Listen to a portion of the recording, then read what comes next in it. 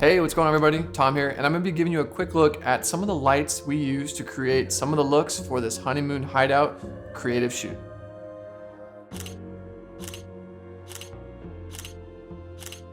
So this shoot basically was a promo shoot for Jake and I's studio. So this shoot was basically a creative shoot to kind of show what the space could look like for photographers, filmmakers, creatives, if they were to come rent the space. So we basically lit it with 4 light sources. We had an Aperture 600D Pro, we had a Source 4 Lico, a Kino Select 30, and some Aperture light bulbs. And with a combination of these 4 lights, we basically got a lot of the dynamic looks that you see in some of these example photos and promo video. The design of a lot of these sets is there's a window in most of them, and we kind of built a lot of the lighting from the window.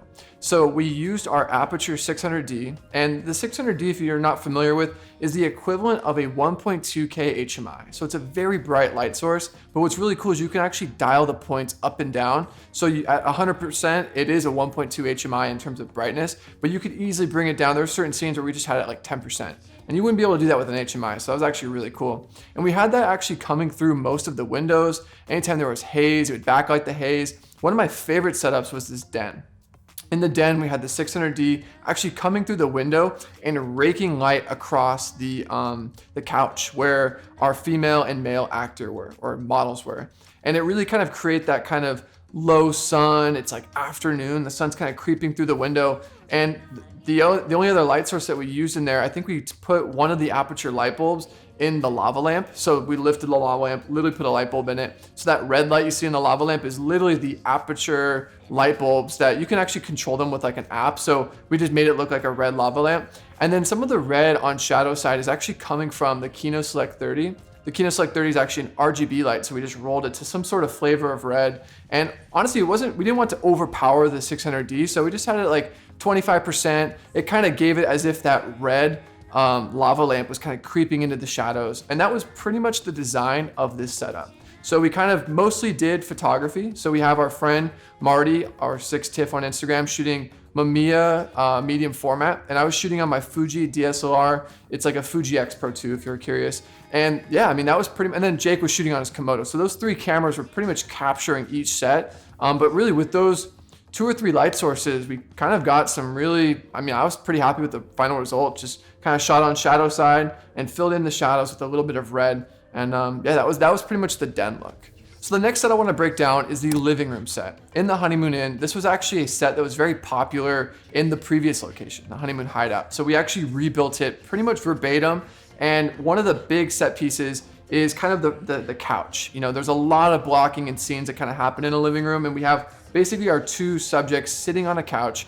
And the way we approached lighting this one was we put the Aperture light bulbs in the lamps that you see in frame. We had the 600D coming through the window that you see kind of off on the left, just raking against the back wall. And then we have a Lico Source 4. What's really cool about this, if most lights, when you turn them on, it just sprays light everywhere, right? With the Lico, it actually gives you like creative flags in the light. They're called leaves, and we were able to like blade down the light to where it was just hitting their faces. So we pretty much did that to like give it like a heightened reality look. I mean, it definitely helped us too, because when you like blade down the Lico, you don't get like light everywhere. It kind of just allowed us just to light certain zones, if you will. So those 3 lights basically allowed us to create some of the looks that you see where they're sitting on the couch, he's reading a magazine. So another look that we got in the living room was where one of the models, Sarah, is kind of looking up at the skylight and like blocking the sunlight. And a lot of people kind of asked like, oh, like what light was that? And funny enough, it was really just the sun coming through a skylight. So I kind of challenge you on your next shoot, if you kind of walk into a space, if the natural light is doing something cool, don't like shy away from it. We literally just kind of moved a chair, put her underneath it, and literally had her look up at the sun and like kind of manipulate her hand to create like a shadow on her face. So there was literally no other light sources. We didn't even use the Aperture or the Kino. It was literally just the sun, a little bit of haze, and kind of just like some like artsy blocking of having her like create the shadow on her face. So those are kind of the 2 main looks that we did in the living room set. So the last look I want to walk you guys through how we lit was the honeymoon room.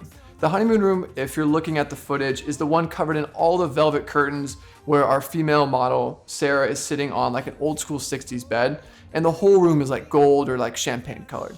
So how we lit this was actually very simple. The light that's actually raking against the back wall, like I said, we got kind of lucky. At the time of day, the skylight was actually sending a shaft of light on that wall.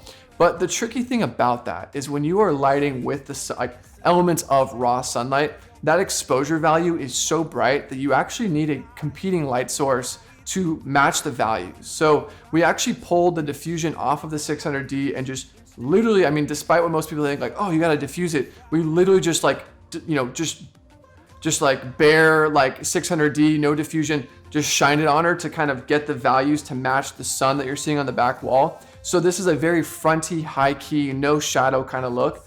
And it worked because the kind of clientele we want to attract to this room is definitely like your female pop artists, your Janae Aiko, your Ariana Grande, and like those videos tend to be very bright, very high key commercial glam. So we literally put the light just next to the camera, where a lot of the previous setups, there's light and shadow. This one is just light. So we literally have the 600D, I think at 100%, just literally nuking the set. And I mean, we maybe moved it a little bit for some of the photos, but for the most of the stuff where she's laying on the bed, 600D, 100%, no diffusion, just direct bare. And I mean, despite it being kind of a harder light source without the diffusion, it actually looks really good. I mean, that's where kind of like hair and makeup can come in handy, because you can make it so they're not super shiny from a very hard light source. So yeah, those are pretty much some of our favorite lighting setups from the Honeymoon kind of creative photo shoot we did. Hopefully this was helpful. Like I said, we used 4 lights.